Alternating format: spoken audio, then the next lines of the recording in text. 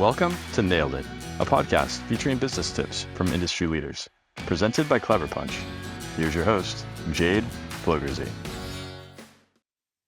Welcome to Nailed It. Today, we're excited to have Rachel Grochowski, the visionary founder and principal architect of RHG Architecture and Design, located 12 miles west of New York City in Montclair, New Jersey.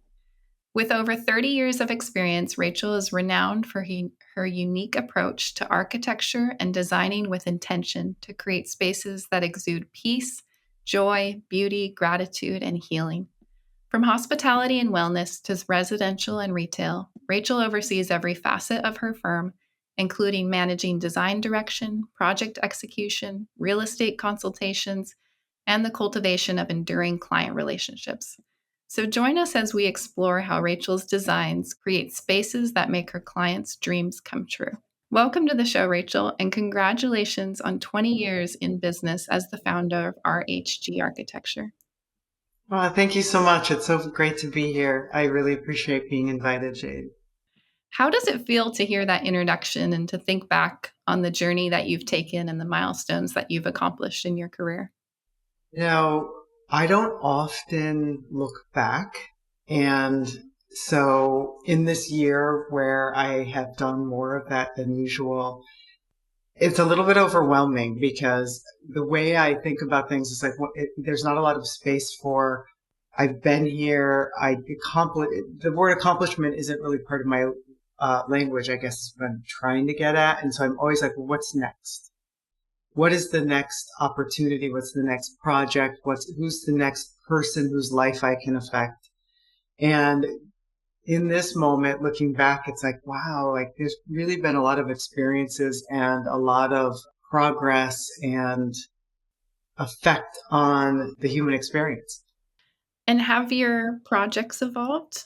I love that you're focused on the future, and that probably plays a part in the success that you've achieved. But what type of projects do you feel passionate about today? What's interesting about that is the projects that I'm most passionate about today are relative to where I started. I talk about this all the time that when I was finishing grad school, my project was a wellness retreat. And the wellness retreat was sustainable in nature, and it had programming that was really about bringing people into the present moment and in connection with each other and nature. And that foundation that I recognized and was pulled out of me through that thesis opportunity is actually the values that I instill into the projects and the office and community now. So although our projects or my work has matured, somewhere in my soul, I knew where it needed to end up, but there was a lot of space in between there where I was just designing beautiful projects, not really connecting to the human side of it as much as I do now. Or at least when I look back, I think I didn't. Maybe I did at the time for what I knew, but. So you're getting back to projects that initially felt like your purpose, your core values, what gives you that spark, that energy, that drive. I'm curious, going back to projects that you loved when you first started and that you were passionate when you first started, what contributed to that, to going back to where you started? Was that a conscientious effort? Was it reflecting on the projects in between that weren't quite in line with you? Some of it is, I think, when we're young professionals, we're eager to have opportunities that are, well, it depends on who you are. For me, I was eager to have opportunities to do the absolute best, right? Like the best design work for the best studios. And it's not to say that these things couldn't have been parallel at that time, but my focus as a young professional was very much on, it wasn't internal, it was external. And so over time, when I started my studio, at that point, I realized like I had gone from working for these really, famous studios. And I was starting out just me and like, maybe doing the public area of a multifamily building, or maybe I was doing somebody's bathroom. Like it really was very small projects. And I had to go from like, 5-star restaurants to the value in it. And that was the moment where I started to connect back to the human side, when I started to see that no matter the scale of the project, if you approach it with intention and love, it actually does change somebody's life. And I would have families come back to me and say, when I was doing a lot of residential at that time. Now we're kind of mixed everything, but I would have families come back and say things like, the kitchen that you designed actually changed the way that we eat together. And we actually have conversations now. And we really hadn't sat down at a table together for years. Or a husband and wife that would say, the way you designed this space, we're actually can be together and apart at the same time. And we speak now more to each other. It's more than just like scheduling of the day, which happens to many, many people, right? So I started to see in a really honest way how design was changing people's lives. And it started to remind me of the root. I think I also just have intuitively always understood that that we are part of nature. And so when I started thinking about the human experience, and then I started thinking about the holistic nature of, where we fit in the world. And parallel to all of that, I mean, I've been a yogi my whole life. I started yoga in second grade. And so it was also a period of which I was diving deeper into my own investigation of myself as the whole, the unity, yoga meaning unity. And so these things kind of just merged. And that's how I started using the same language for both parts of my life. When you're considering a new project and you are tuning into if it is the right fit for you, what are you looking at that are indications that it's going to be a successful partnership for both you and the client? Are you more tuned into the person or to the project, or both? Both. And when I say both, if it's the person, I'm usually more tuned into their aspiration than where they are at that moment. Because oftentimes people don't really know what they want. Or they don't know what they don't know, right? And so I have to kind of read their energy. I have to listen to their aspirations, and then I ask them a lot of questions to see if it is a good fit. Those questions are, assessing their alignment with themselves and their alignment with their brand, or how they want to give back to a community. And when it's in alignment, the project obviously turns out to be a much more successful, holistic end product. But a lot of times, I think people think they know what they want, and once you start asking a lot of questions, it almost like destabilizes that vision, and it ends up better in the end, but it's a little uncomfortable for some people. And so, yeah, I'm assessing all of that. When I'm talking about property or land, like honestly, we have one project right now that I wish we would have done. This is a little bit out there, but we would have like cleansed the land before we did the architecture and construction. And now, after the fact, we're going back. The house is built. There's still something that the inside of the house feels like really easeful and unified, but the land still feels like a little bit off. And so we are bringing someone in to do a land cleansing. It sounds like that approach of really digging into aspirations of the person, and like you said, sometimes that means destabilizing the vision and starting over. That's such a testament to your dedication, because that's a lot more work for you. A lot more work, but to me, I mean, it's not like, I see design as a spiritual practice.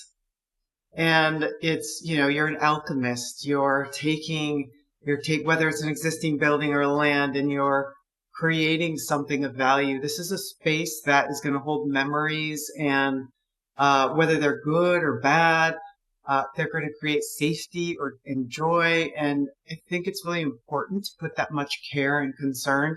And it's difficult sometimes because, creating an environment where your clients feel safe, and also where your team is willing to dive as deeply, or at least understand the depths, is a challenge.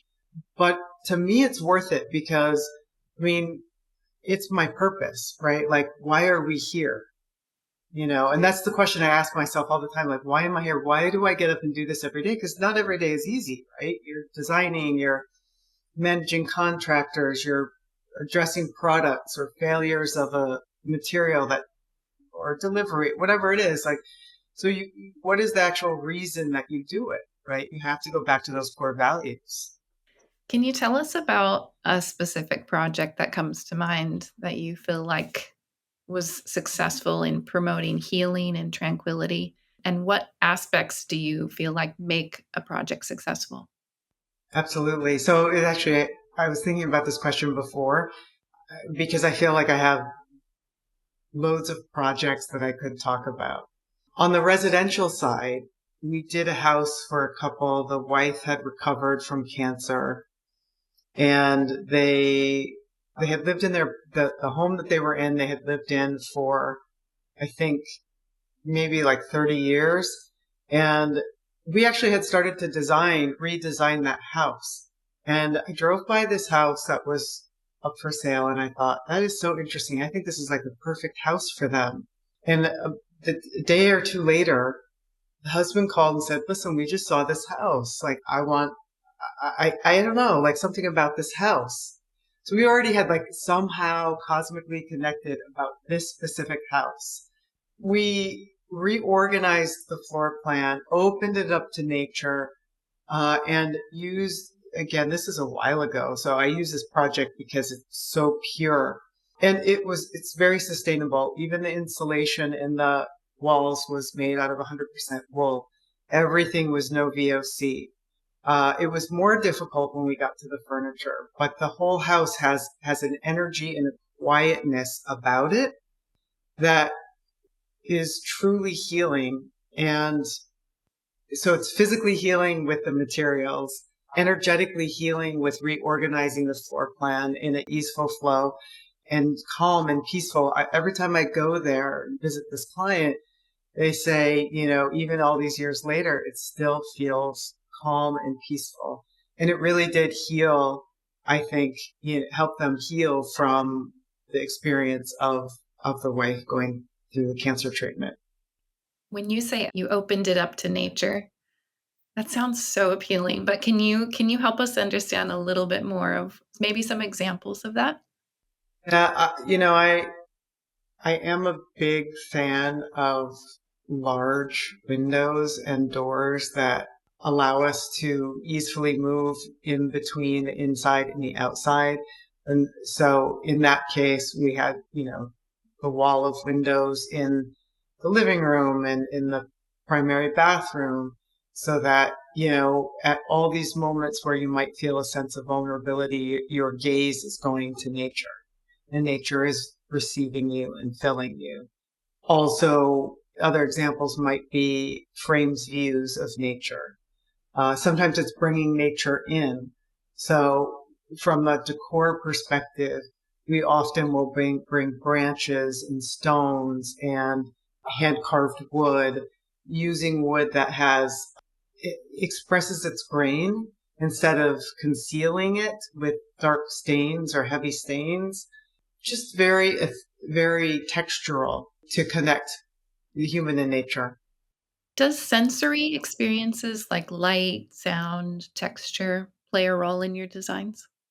Absolutely. I was actually thinking, we're working on this little fundraiser where we are developing, it's kind of like a tabletop design basically for and we're using sensory as the theme.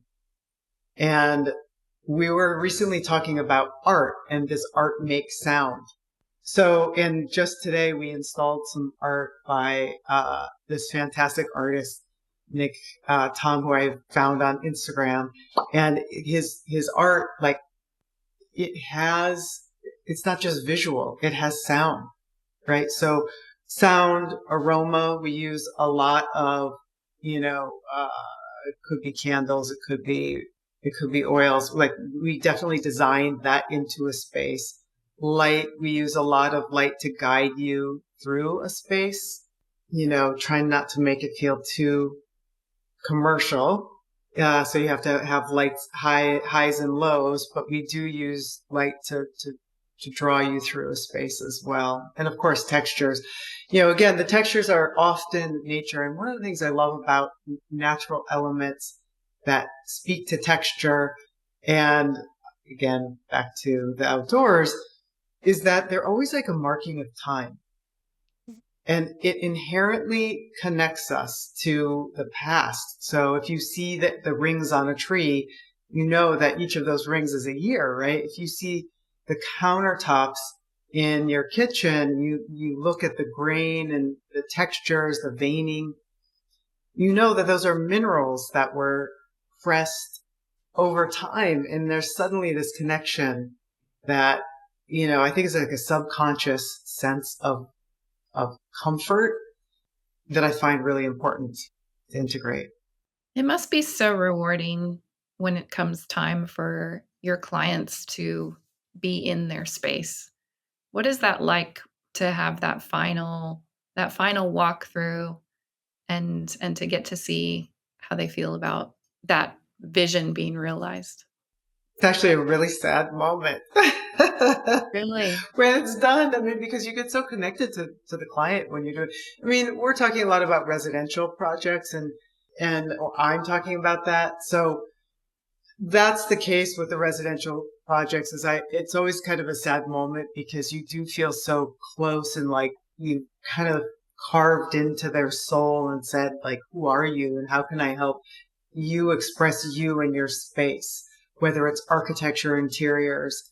When it gets to the commercial projects, like, that is just pure joy because it's the moment that an abundant number of people are going to get to experience the space that you have crafted with the intention of creating community and connection. So, it depends on the type of project, but I mean, I love going back to projects and seeing people living in them and experiencing them, whether it's a restaurant or a bar or a theater or a retail store. Like, it's exciting. I just recently was out in Oregon and I stopped at one of our projects that I'd never actually visited before. We designed it and then handed it over. And I went in there and I was like, oh, this looks good. Because sometimes you don't know because you saw a couple photos and they weren't really, they weren't professional photos. So you work on projects outside of the New York City area as well? Yeah, right now we've got two projects in Green Bay, Wisconsin. One of them is a 40,000 square foot public market, and we're both architecture and interiors community building that's for it's a new community being built for recent immigrants. And we have a medical spa in Virginia, and we have a residential project in California. So we've been we've completed other projects that have been outside of New Jersey, New York area. We've been expanding our geography for a long time. And it's an exciting time because, that feels like almost like the bigger leap of recognition than the project types. And maybe that's just because my history was to do these different project types when I worked for other people. But it's a big leap as a studio to start to do projects that are all over the country and, potentially all over the world. When you think about the future, which you mentioned in the beginning is kind of how you stay focused. What upcoming career developments are you excited about? So many, actually. I mean, first, tomorrow is the launching of the Infinity furniture line, which I designed for Jamie Stern. And it's a series of chairs and sofas. So I'm really excited about that. But that, of course, is like right now.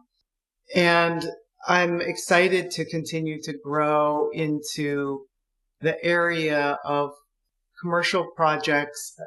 I still love the residential, so I don't want to let go of that, but continue to grow into the commercial projects that are bigger and bigger, that are creating spaces for people to come together, create connection, release all of the separation that we have been experiencing over the last, 10 years now, and see people begin, maybe our country begin to heal.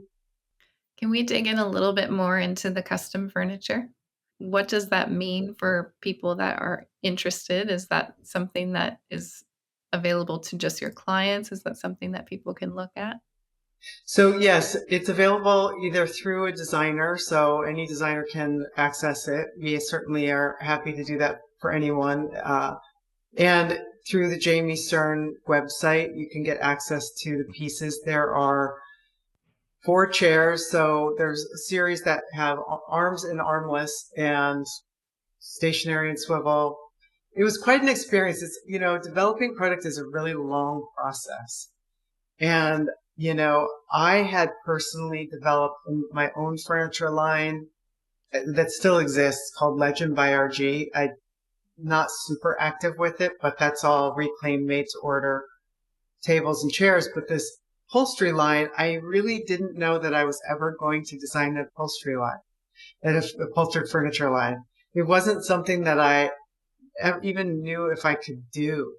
And so sketching and trying to connect again with emotion, the idea of this line is really it's everything we've been talking about.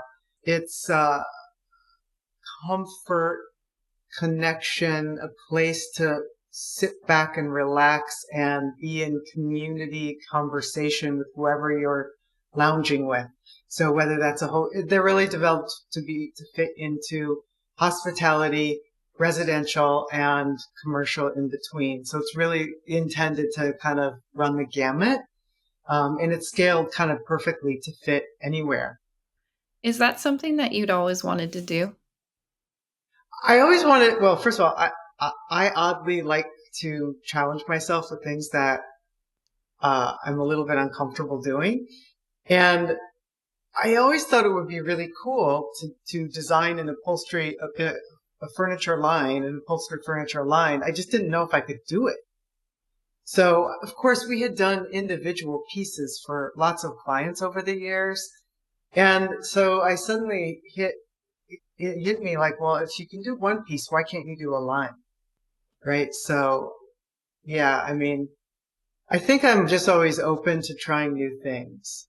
At one point I did a soft goods line, again, self-designed, self-produced as well. I mean, at heart, like I used to kind of call myself creative junkie because it's just whatever it is, whether it's painting or designing furniture or hardware or light fixtures. Like I come from that background, I think, of design when I moved to New York, where like everything you touched was everything you included in a design was like in a total project was design, right? So I love that. Understanding how things come together and how when you touch it or sit in it or eat your food off the fork, right? Like that moment is like the potential to really, I don't know, create gratitude. It's so clear from our conversation, and I'm sure from anybody that knows you or has worked with you or follows your work, that what becomes of the space and the way that people interact and use the space is so important to you.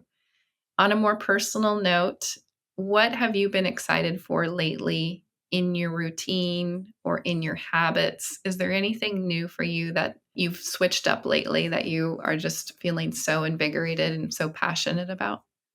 Ooh, invigorated, yes. So I recently started using, I'm very much focused on wellness, cold plunge and the cryotherapy. And that to me, because again, I want to feel invigorated. You said invigorated, and I was like, yeah, the cold plunge.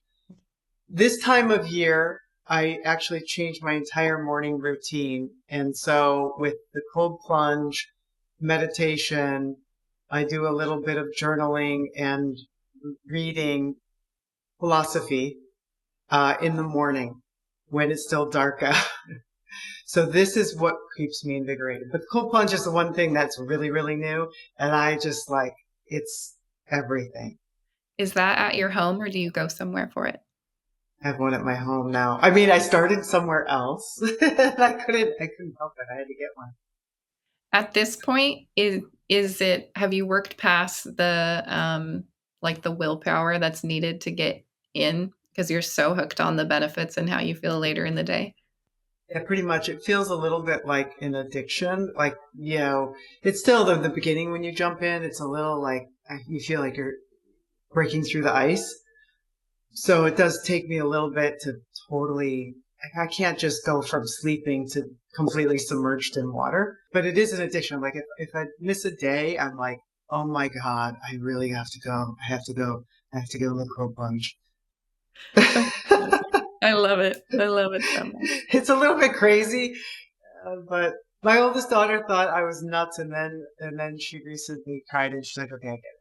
Yeah, anyone that doesn't knows how they feel. Like even just for myself throughout the rest of the day, I'll be sitting there working, not doing anything out of the ordinary, and I just get this burst of like endorphins and joy. I'm like, this is cool. This is nice. I'm tapping into this. Yeah, absolutely. Thank you so much for our conversation today. I really enjoyed it. It was such a pleasure. You are such a wonderful, calm, intentional person to speak with. I have no doubt that lives into your designs and obviously why you are so sought after to work with. If there's someone that would like to discuss their ideas in creating more purposeful spaces and would like to talk about that with your team, how can they find you? Thanks. We are on Instagram at RHG Design. You can also email us at Rachael, Rachael, at RHG Design. And we are, of course, we have a website too, also rhgdesign.com. Perfect. And we'll leave those that contact info in the show notes as well. Thank you so much. Thank you so much. It was such an honor to be here. Thank you for listening to this episode of Nailed It, business tips from industry leaders, brought to you by Clever Punch. Nailed It is all about connecting with people, building relationships, and helping each other. If you're interested in connecting with any of the guests on our episodes, you can find their contact info in our show notes or on the podcast page at cleverpunchco.com. You can also email info@cleverpunchco.com with any questions or feedback. I'm your host, Jade Flogerzi. Thank you for tuning in. We'll see you next time.